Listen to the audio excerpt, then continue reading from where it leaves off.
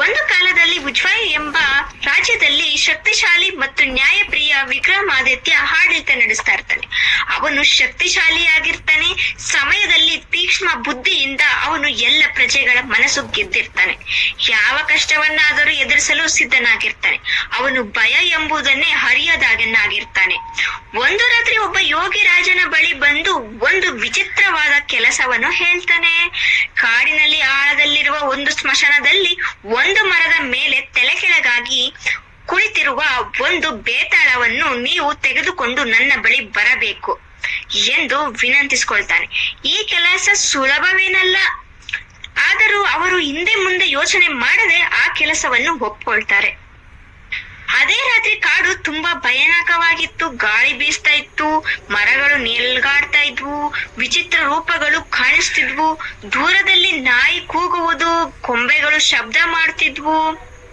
ಆದರೂ ವಿಕ್ರಮಾದಿತ್ಯ ಯಾವುದಕ್ಕನ್ನು ಎದರದೆ ಶಕ್ತಿಶಾಲಿ ಧೈರ್ಯವಂತದಿಂದ ಮುಂದೆ ಹೋಗ್ತಾನೆ.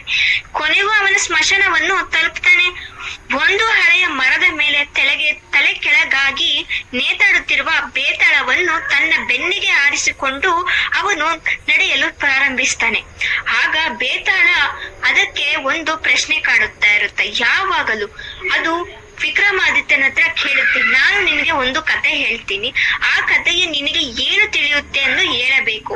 ನಿನಗೂ ತಿಳಿದಿದ್ದರೂ ನೀನು ಹೇಳಿದರೆ ನಿನ್ನ ತಲೆ ಪಟ್ಟನ್ನುತ್ತೆ ಅಂತ ಹೇಳುತ್ತೆ. ವಿಕ್ರಮಾದಿತ್ಯ ಸ್ವಲ್ಪ ಯೋಚನೆ ಮಾಡ್ಬಿಟ್ಟು ಸರಿ ಹೇಳಿ ನಿನ್ ಕತೆನ ಅಂತ ಹೇಳ್ತಾನೆ. ಆಗ ಬೇತಾಳ ತನ್ನ ಕಥೆಯನ್ನ ಆರಂಭಿಸುತ್ತೆ. ಒಂದು ಹಳ್ಳಿಯಲ್ಲಿ 3 ಸ್ನೇಹಿತರು ಬದುಕುತ್ತಿದ್ದರು. ಅವರು ಒಬ್ಬರನ್ನೊಬ್ಬರು ಬಿಟ್ಟು ಯಾವುದೇ ಕೆಲಸ ಕೂಡ ಮಾಡ್ತಿರ್ಲಿಲ್ಲ. ಏನೇ ಕೆಲಸ ಮಾಡಿದರೂ ಒಟ್ಟಿಗೆ ಮಾಡುತ್ತಿದ್ದರು. ಒಂದು ದಿನ ಅವರು ವ್ಯಾಪಾರ ಮುಗಿಸಿಕೊಂಡು ಮನೆಗೆ ಬರುವಷ್ಟರಲ್ಲಿ ಅವರ ದಾರಿಯಲ್ಲಿ ಒಂದು ಕಾಡಿನ ಒಳಗಡೆ ನಿಧಿ ಸಿಗುತ್ತೆ. ಆ ನಿಧಿಯನ್ನು 3 ಹಂಚಿಕೊಳ್ಳಲು ತೀರ್ಮಾನ ಮಾಡ್ತಾರೆ. 3 ಜನ ಹಂಚಿಕೊಳ್ಬೇಕಾದ್ರೆ ತೀರ್ಮಾನ ಮಾಡ್ಬೇಕಾದ್ರೆ ಅದರಲ್ಲಿ ಒಬ್ಬ ಮಾತ್ರ ಈ ನಿಧಿಯನ್ನು ಪೂರ ನನ್ನದಾಗಿಸಿಕೊಳ್ಳೋಣ, ಇವರಿಬ್ಬರಿಗೂ ಮೋಸ ಮಾಡೋಣ ಎಂದು ಅವನು ನಾನು ನಿಮಗೆ ಊಟ ತರುತ್ತೇನೆ ಎಂದು ಪೇಟೆಗೆ ಹೊರಡ್ತಾನೆ.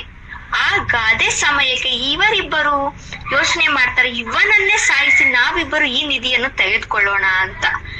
ಸರಿ ಎಂದು ಅವನು ಬರುವುದನ್ನು ಕಾಯ್ತಾ ಇರ್ತಾರೆ.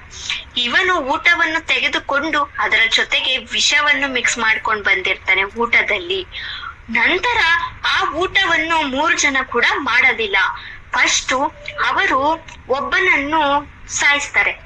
ಸಾಯಿಸಿದ ನಂತರ ಊಟವನ್ನು ಹೇಗಿದ್ದರೂ ಅವನು ಸತ್ತು ಹೋದ, ಈ ನಿಧಿ ನಮ್ಮಿಬ್ಬರಿಗೆ ಸೇರಬೇಕಾಗುತ್ತೆ, ಅದಕ್ಕೆ ನಾವು ಊಟ ಮಾಡಿಕೊಂಡು ನಂತರ ಇಲ್ಲಿಂದ ಹೊರಡೋಣ ಎಂದು ಅವರು ತೀರ್ಮಾನ ಮಾಡ್ತಾರೆ.